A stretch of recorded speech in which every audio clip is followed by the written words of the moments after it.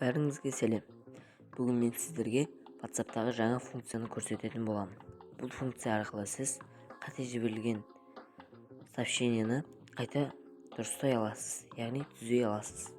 Ол үшін WhatsApp'тағы керек чатқа кіреміз. Міне мысалы бұл чат менде ашық тұр.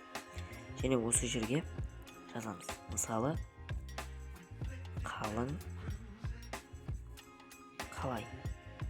Енді біз бұл жерде мысалы сұрақ белгісін ұмытып кеттік делік.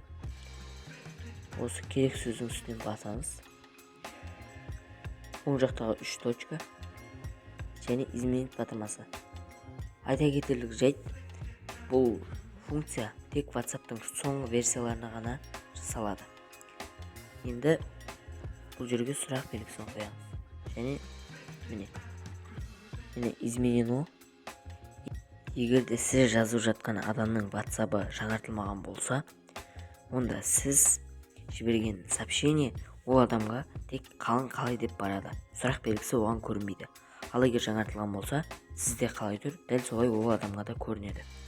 Видео ұнаса, лайк басып комментарий қалдырыңыз және каналға тіркеліп кетіңіз.